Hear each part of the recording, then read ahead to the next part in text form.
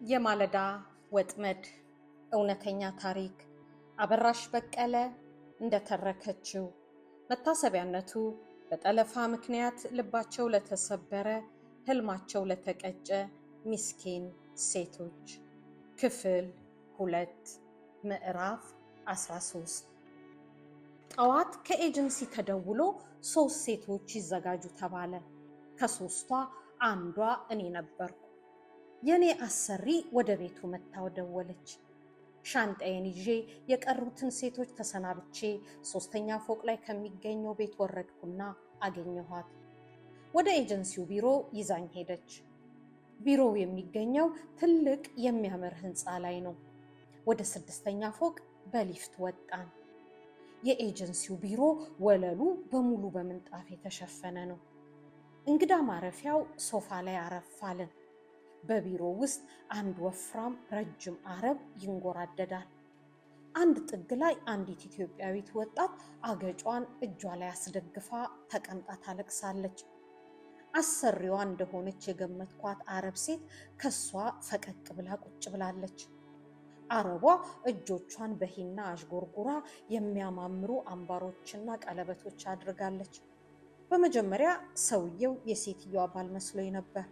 በኋላ ግን የኤጀንሲው ኃላፊ እንደሆነ ተረዳው። ኢትዮጵያዊቷ ወጣት እኔ ወደዚያ ቤት አልመለስም አለች፣ አረብኛና እንግሊዘኛ እየቀላቀለች። ሴትዮዋ ደግሞ ለስለስ ብላ እኔ ለሷ ጥሩ ነኝ አለችው። ሰውየው እንደ እሳት እየነደደ ልጅቷ ላይ አንዴ በእንግሊዘኛ ሌላ ጊዜ ደግሞ በአረብኛ ይጮሃል፣ ይሳደባል። እናንተ ኢትዮጵያውያን ውሾች፣ ችጋራሞች፣ ሌቦች ናችሁ።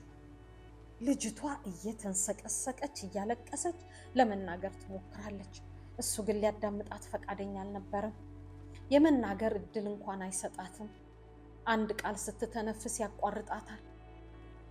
ከዚያ ስትመጡ ለምናችሁ ትመጣላችሁ፣ እዚህ ስትደርሱ ግን ስራችሁ ሌላ ነው። ቆሻሾች። የአጸያፊ ስድብ መዓት አዘነበባት። ለአፍታ ዝም ሲል እኔ እዛ ቤት አልሄድም ትላለች፣ ፊቷ በእንባ የሚታጠበው ኢትዮጵያዊቷ ወጣት። በቃ ሌላ ልጅ እሰጥሻለሁ፣ ይህችንማ በባዶ እግሯ ወደ ሀገሯ መላክ ነው አለ።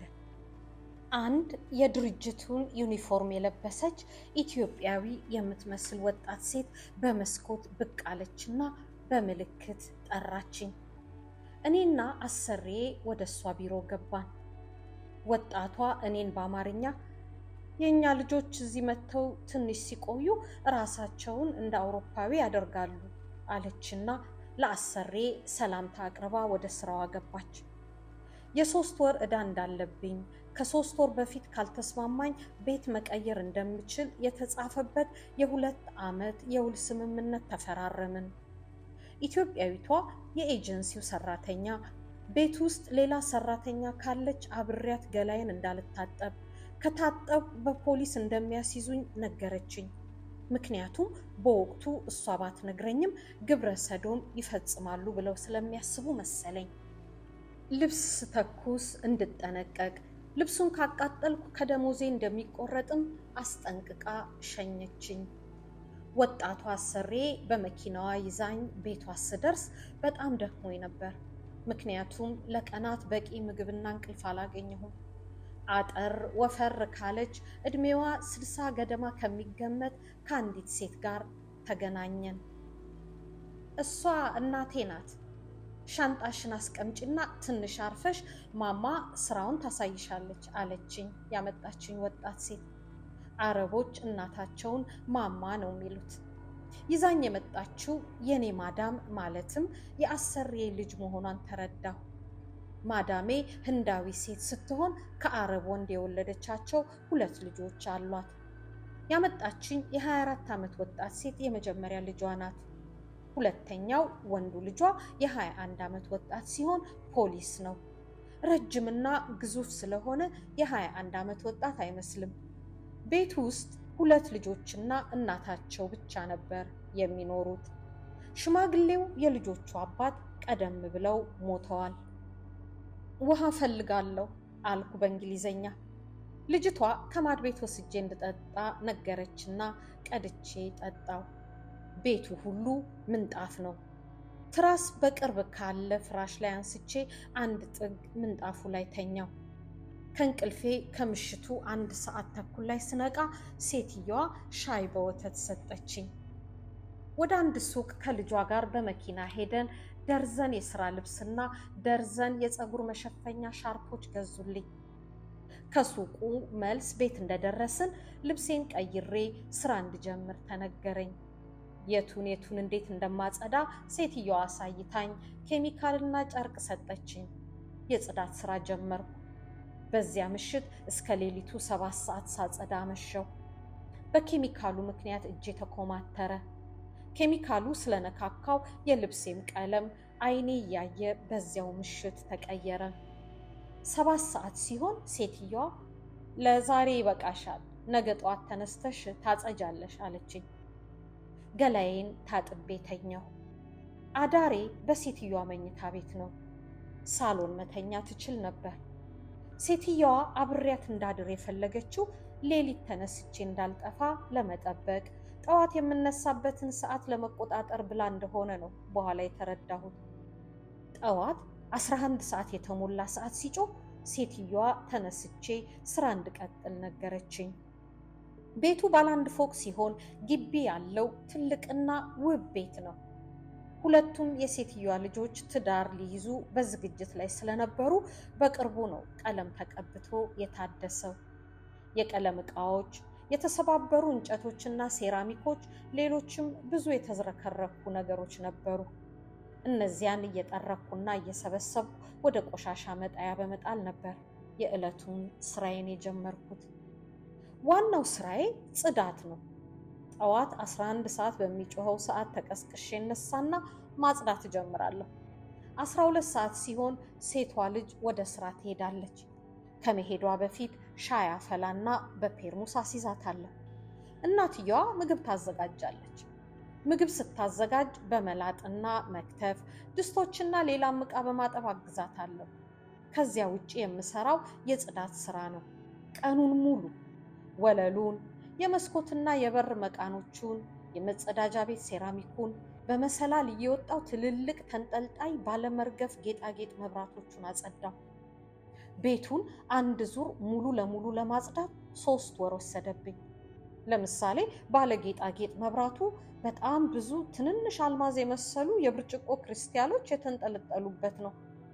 የአንዱን ባለመርገፍ ጌጣጌጥ መብራት የአልማዝ ቅርጽ ያላቸውን በመቶዎች የሚቆጠሩ ክሪስታሎች በእርጥብ ጨርቅ እያሸው ሙልጭ አድርጎ ማጽዳቱ ሙሉ ቀን የሚፈጅ ስራ ነው። ቤቱን ለ3 ወር ያህል ይሆናል ያለማቋረጥ ለበርካታ ሰዓታት በየቀኑ ያጸዳሁት። አንዱን አጽድቼ ተመልሶ ይቆሽሻል፣ እመለስበታለሁ። ልብስ ማጠብና መተኮስም የኔ ኃላፊነት ነው። የቤተሰቡ አባላት በቁጥር ትንሽ ስለሆኑ ግን እንደ ቤቱ ማጽዳት፣ ልብስ ማጠቡ ብዙ ጊዜ የሚወስድ ስራ አይደለም። ሌላም ለየት ያለ የስራ ኃላፊነት በእኔ ትከሻ ላይ ተጭኗል። ወንዱ ልጅ የቤቱ የኮንክሪት ጣሪያ ላይ የቆርቆሮ ጣሪያ ባለው በሽቦ የተሰራ ቤት ውስጥ ከ400 የሚበልጡ እርግቦች ያረባል። አንዷን እርግብ እስከ 400 ድርሃም አውጥቶ በውድ ዋጋ ነው የሚገዛቸው። እርግቦቹን መመገብና ኩሳቸውን መጥረግ የኔ ስራ ነው። ኩሳቸው በየቀኑ ተጠራቅሞ ተቆልሎ ይጠብቀኛል። እንደ ከብት እበት ይከብዳል። የላስቲክ ልብስና ቦት ጫማ አድርጌ ነው የምጠርገው። የላስቲክ ልብሱንም ለብሼ የእርግቦቹ ቅንቅኖች ይወሩኛል። ከወጣሁም በኋላ ገላዬ ላይ እዚህና እዚያ ከጤፍ ትንሽ ከፍ የሚሉት ነፍሳት ይቀነቅኑኛል። በተለይ ፀጉሬ ውስጥ ከገቡ በቀላሉ አይወጡም። ከእርግቦቹ በተጨማሪም ጥቂት ዳክዬዎች ነበሩ። ትልልቅ ኩስ ይጥላሉ፣ ይቀዝናሉ። በገንዳ ውስጥ የሚደረገውን ውሃ 10 ጊዜ ይጠጣሉ። ውሃው በየቀኑ መሞላት አለበት። አንዲት የዝንጀሮ ግልገልም ነበረች። ፓምፐርስ ወይም የሽንትና አይነ ምድር መቀበያ ይታሰርላታል። ሰገራዋ በጣም ይሸታል። የእሷን ፓምፐርስ የምቀይረው እኔ ነኝ። ሳሎን ቤት ደግሞ 2 ወፎች በሽቦ ጎጆ ውስጥ ተቀምጠዋል። አንዷ እንደ ዲምቢጥ ያለች ትንሽ ግን በጣም የምታምር ነጭ ወፍ ነች። ሌላዋ ጥቁርና ቢጫ ቀለም ያላት ትልቅ ወፍ ናት። ፓሮት አይደለችም፣ ግን ሰዎች የሚሉትን እንደ ፓሮት መልሳ ለመናገር ትሞክራለች። እሷም ውብ ናት። ሁለቱ የሳሎን ወፎች በጣም ወዳቸዋለሁ። ለሩዝ ማባያ የስጋ ስጎ ሲሰራ በመጀመሪያዎቹ ቀናት ከሃይማኖቴ አንጻር ስጋ አልወድም እያልኩ ነጭ ሩዝ ያለምንም ማባያ እበላ ነበር። ያ ማለት የሩዝ ቆሎ እንደ መብላት ነው። ስራው ከባድ ስለነበር ራሴን ያዞረኝና አቅም ያንሰኝ ጀመር። ልቤም ከሙቀቱ ብዛት እንደ ውሃ ይፈስብኛል። አንድ ቀን ወድቄ ብቀር ልጄ እናቱን ሊያጣ አይደል? በደንብ አስቤበት ከጤናዬና ደህንነቴ የሚበልጥ ነገር ስለሌለ ምግብ መምረጡን ተውኩት። አንዳንዴ ሴትየዋ ምግብ ልስራ ብዬ እንደሚስማማን አድርጌ አዘጋጃለሁ። ሁሉም ጣፍጧቸው ይበላሉ። ሴትየዋ መጠኑን በዛ አድርጋ ስለምትሰራው አይጣፍጥላትም። እኔ የምሰራውን ምግብ ልጆቹ ወደዱት። እኔም ደስ ብሎኝ ስለምበላ ክብደት መጨመር ጀመርኩ። ቤተሰቡ በስራዬና በጸባዬ ወደዱኝ። የሴትየዋ ጓደኞች ሲመጡ ስለ እኔ ትነግራቸዋለች። ቤቱን ሲያዩት ንጹህ ሆኖ አምሮበታል። እንዳንቺ ያለች ሰራተኛ ከየት ነው የምናገኘው ይሉኛል። አረብኛ እየለመድኩ ስለነበር የሚሉት ይገባኝ ነበር። አንድ ቀን ጠዋት ቤት ሳጸዳ ሁለቱን የሳሎን ወፎች ከነጎጇቸው በረንዳ ላይ አወጣኋቸው። ባወጣኋቸው ጊዜ ፀሐይ አልወጣችም ነበር። ረስቻቸው ሌሎች ስራዎችን ስሰራ ቆይቼ ሳላስገባቸው ቆየው። 3 ሰዓት ላይ ትዝ ብለውኝ ቤታቸውን አጽድቼ ላስገባቸው ወደ በረንዳው ስወጣ ያየሁትን ለማመን ከበደኝ። የዱባይ ፀሐይ በግላጭ ወርዶባቸው ሁለቱም እግሮቻቸውን ሽቅብ አንጨፍርረው ሞተዋል። ወፎቹ እንደ እርግቦቹና ዝንጀሮች የሚያስቸግሩ አልነበሩም። በዚያ ላይ ውብ ናቸው። ትንሿ ሚቱ፣ ትልቁ ደግሞ ሚና ይባሉ ነበር። ስማቸውን እየጠራሁ አናግራቸው ነበር። ውሃ እየረጨው ስማቸውን እየጠራው ልቀሰቅሳቸው ሞከሩ። ድምፃቸውን ዳግመኛ ላያሰሙኝ አደሙብኝ። ሚና ጩኸታም ነበር። አንድ አዲስ ሰው ወይም ለየት ያለ ነገር ካየ ይጮህ ነበር። አንድ ቀን ውጪ በረንዳው ላይ አድርጊያቸው በረንዳውንና ግቢውን በውሃ ሳጥብ ሴትየዋ ጠራችኝ። ወደ ቤት ሮጬ ስገባ ውሃውን አልዘጋሁትም ነበር። ጎማው በውሃው ኃይል ተሽከረከረ። ሚናን ረጨው። ሚና ጩኸቱን አቀለጠው። ጩኸቱን ሰምቼ ስወጣ ውሃው የሚናን ጎጆ ወለል አልብሶት ነበር። ዛሬ እንዴት አልጮኸም? ፀሐይዋ ቀስ እያለች አደንዝዛ ይሆናል የገደለቻቸው። ወይም ቤቱን በማሽን ስለማጸዳ የማጽጃው ድምፅ የሚናን ጩኸት ውጦት ይሆናል። በመሞታቸው በጣም አዘንኩ። ሴትየዋ ከቤት ወጥታ የሆነውን አየች። እንዴት ውጪ መሆናቸውን እያወቁ አያስገቧቸውም? እኔ ስራ ላይ ሆኜን የረሳኋቸው ለምን አላስገቧቸውም? ለምን ብዬ ማልቀስ ጀመር። ሴትየዋ የኔ መጮህና ማልቀስ ደንታ አልሰጣትም። ለልጇ ደወለችለትና ነገረችው። በረው ጠፉ ያለችው መስሎት ነበር። ከስራ መጥቶ መሞታቸውን ሲያያዘነ። በተለይ ትልቁን ወፍ ገና ለሚያገባት ሚስቱ በስጦታ መልክ ለመስጠት ፈልጎ ራሱ ነበር የገዛው። እናቱ በሱ ፊት በግዴለሽነት ነው ወፎቹ እንዲሞቱ ያደረግሽው፣ የተገዙበትን ገንዘብ መክፈል አለብሽ አለችኝ። ልጁ በቃ ታያት የሆነው ሆኗል አለ። ሴትየዋ ግን ሳታስከፍለኝ እንደማትለቀኝ ተናገረች። ሚና በ4000 ድርሃም ሚቱን ደግሞ በ700 ድርሃም ነበር የተገዙት። የኔ ደሞዝ 500 ድርሃም ብቻ ነው። እንዴት እንደምከፍል ግራ ገባኝ። የሁለቱ ወፎች ጠቅላላ ዋጋ 4700 ድርሃም የ9 ወር ተኩል ደሞዜ ነው። ሴትየዋ ለዚህ ያህል ጊዜ ያለ ደሞዝ ልታሰራኝ አስባለች ማለት ነው። እኔ ወፎቹን ስለምወዳቸው ሬሳቸውን ለመጣል እንኳን ከበደኝ። ስለረሳኋቸውና በጨካኟ የዱባይ ፀሐይ ተወግረው እንዲሞቱ ምክንያት ስለሆንኩ ተጸጸት። ሐዘንና ጸጸቴ ግን ከቅጣት አላደነኝም።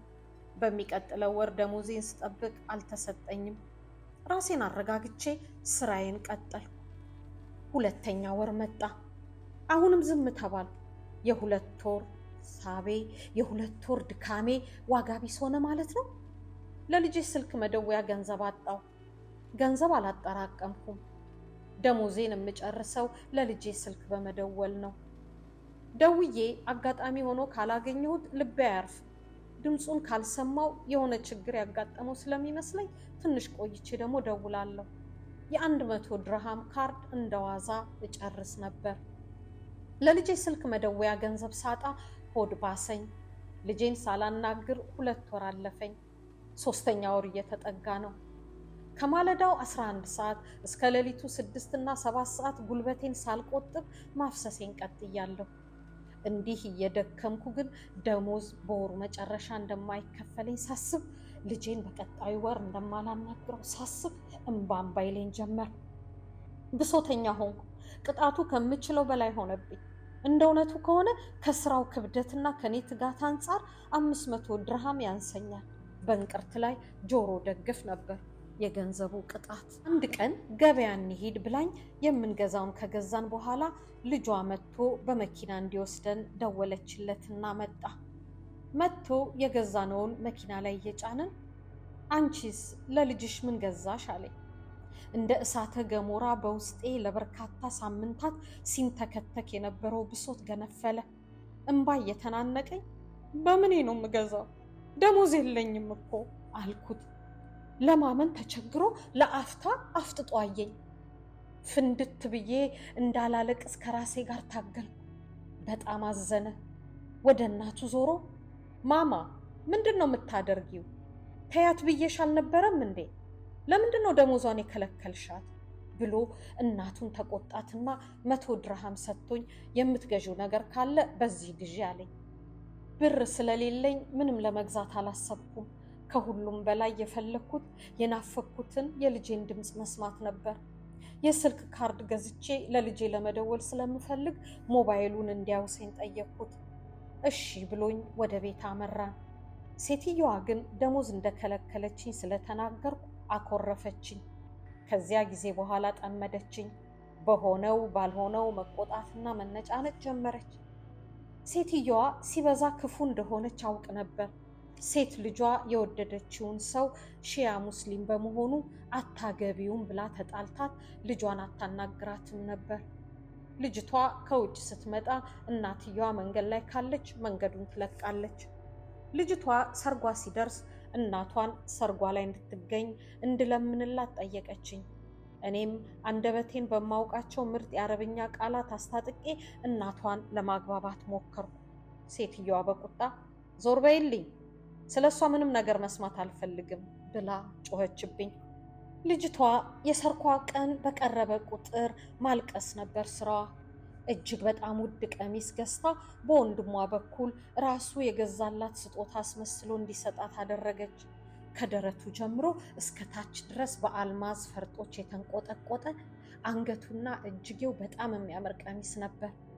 በሰርግ ቀን ሴቶቹ አንድ ቦታ የሚቀመጡ ሲሆን ሁሉም በጣም ውድ ቀሚስ ነው የሚለብሱት። የልጅቷ ዓላማ እናቷ ውድ ቀሚስ የለኝም ብላ እንዳትቀር፣ ካልሆነም ውድ ቀሚሷን ለማሳየት ስትል ሰርጓ ላይ ለመገኘት እንድትጓጓ በሚል ነበር። ሁለቱም የሴትዮዋ ልጆች በተከታታይ አገቡ። ሰኔ ላይ ወንዱ አገባ። ሰርግ ቤት ውስጥ የሚሰረግ መስሎኝ ስራ ይበዛብኛል ብዬ ፈርቼ ነበር። ሰርጉ የተደገሰው ሆቴል ስለነበር ግን ቤት ውስጥ የተለየ ስራ አልነበረም። የወንዱ ልጅ መኝታ ክፍል ዕቃዎች ግን ልክ ሚስቱ እንደምትፈልገው በአዳዲስ ዕቃዎች ሙሉ በሙሉ ተቀየረ።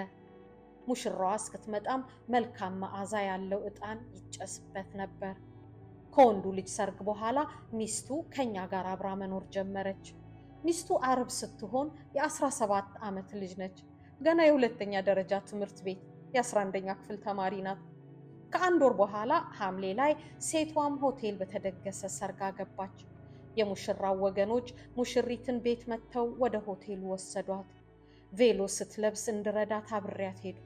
ቬሎዋን ለብሳ ውበቷን የሚያደምቅ ሜካፕ ተደርጎላት የእናቷ ጓደኛ ይዛት ወደ መድረኩ ወጣች። ልጅቷ እናቷ በሰርጓ ዕለት የገዛችላትን ውድ አባያ አድርጋ ደምቃ ልታያት ጓጉታለች። እስከ መጨረሻው ተስፋ አልቆረጠችም ነበር። መድረኩ ላይ ሆና የተሰበሰበውን ሰው አይታ እናቷ እንዳልመጣች ስታውቅ አለቀሰች። እኔም አሳዝናኝ አለቀስኩ። እናቷ ግን እጅግ ጨካኝ በመሆኗ የልጇ ሰርግ ላይ እንኳን ሳትገኝ ቀረች። ከሴት ልጇ ጋር በዚህ ጭካኔዋ ምክንያት ተቆራረጠች። ከወፎቹ ሞት በፊት ሴትየዋ ለኔ ክፉ አልነበረችም። ድካሜን እያየች የ2 ወር ደሞዜን በጭካኔ ከቀጣችኝ በኋላ ያውም እናት ሆና ከልጄ ለ2 ወራት ከለያየችኝ በኋላ አዘንኩባት። ክፋቷ እስከ ልቤ ወለል ጠልቆ ተሰማኝ። በሚቀጥለው ክፍል ምን ያጋጥማት ይሆን? አብረን የምናየው ይሆናል።